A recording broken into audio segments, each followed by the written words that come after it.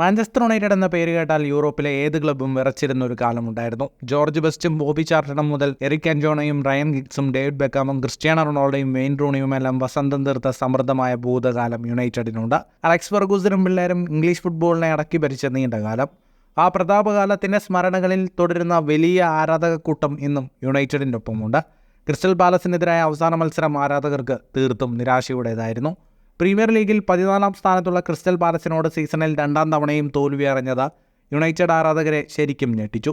അയാക്സിൽ നിന്നും ഏറെ പ്രതീക്ഷയോടെ എത്തിച്ച പരിശീലകൻ എറിക് ടെൻ ഹാഗും തങ്ങളുടെ സ്വപ്നങ്ങൾ തകർത്ത് കളഞ്ഞെന്ന വേദനയോടെ അവർ മനസ്സിലാക്കുന്നു. സീസണിൽ ഇതുവരെ യുണൈറ്റഡ് വഴങ്ങിയത് 81 ഗോളുകളാണ്. 1977 ശേഷം ഇത്രയും ഗോൾ ആദ്യമായാണ് യുണൈറ്റഡിൻ്റെ വലയിലെത്തുന്നത്.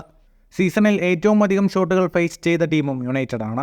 317 ഷോട്ടുകളാണ് യുണൈറ്റഡ് ഗോൾ മുഖം ലക്ഷ്യമാക്കി ഇതുവരെ എത്തിയത്. സീസണിൽ 13 പരാജയങ്ങൾ യുണൈറ്റഡിൻ്റെ പേരിലായി. 1992 ഇംഗ്ലീഷ് പ്രീമിയർ ലീഗ് ആരംഭിച്ചതിനു ശേഷം ഇത്രയും അധികം മത്സരങ്ങൾ യുണൈറ്റഡ് തോൽക്കുന്നതും ആദ്യമായാണ്. 2021-22 സീസണിൽ 12 മത്സരങ്ങൾ പരാജയപ്പെട്ടതായിരുന്നു ഇതിനു മുന്നിലുള്ള റെക്കോർഡ്. പ്രീമിയർ ലീഗിൽ ഏറ്റവും മോശമായി പരിശീലിപ്പിക്കപ്പെടുന്ന ടീം യുണൈറ്റഡ് ആണെന്നാണ് ഫുട്ബോൾ പണ്ഡിറ്റ് ജാമി കരാഗർ അഭിപ്രായപ്പെട്ടത്. തോൽവിയുടെ എല്ലാ ഭാരങ്ങളും താൻ ഏറ്റെടുക്കുന്നതായി മത്സരശേഷം ടെൻ ഹാഗ് അഭിപ്രായപ്പെട്ടെങ്കിലും ആരാധകർ ക്ഷോഭിതരാണ്. ഇനിയൊരു സീസൺ കൂടി ടെൻ ഹാഗിനെ ഓൾഡ് ട്രാഫോർഡിൽ നിർത്തരുതെന്ന് അവർ ആവശ്യപ്പെടുന്നു. തോൽവിക്ക് പിന്നാലെ ഏറ്റവും അധികം അമ്പുകൾ ഏൽക്കുന്ന മറ്റൊരാൾ കസമീറോയാണ്. റയൽ മാഡ്രിഡിനായി ഉജ്ജ്വലമായി പന്ത് തട്ടിയിരുന്ന കസമീറോ ആദ്യ നാളുകളിൽ യുണൈറ്റഡിലും തകർപ്പൻ ഫോമിലായിരുന്നു. എന്നാൽ പതിയെ കഥ മാറി. ക്രിസ്റ്റൽ പാലസിനെതിരെയുള്ള തോൽവിയുടെ ആ പതനം പൂർത്തിയാകുന്നു. പൊസിഷൻ മാറി പ്രതിരോധ നിരയിൽ ബൂട്ട് കെട്ടിയ കസമീറോയ്ക്ക് വലിയ ഉത്തരവാദിത്തങ്ങൾ നിറവേറ്റാനുണ്ടായിരുന്നു. പക്ഷേ പ്രീമിയർ ലീഗിൻ്റെ നിലവാരത്തെ പോലും ചോദ്യം ചെയ്യുന്ന വിധമാണ് ആ കാലുകൾ ചലിച്ചത്.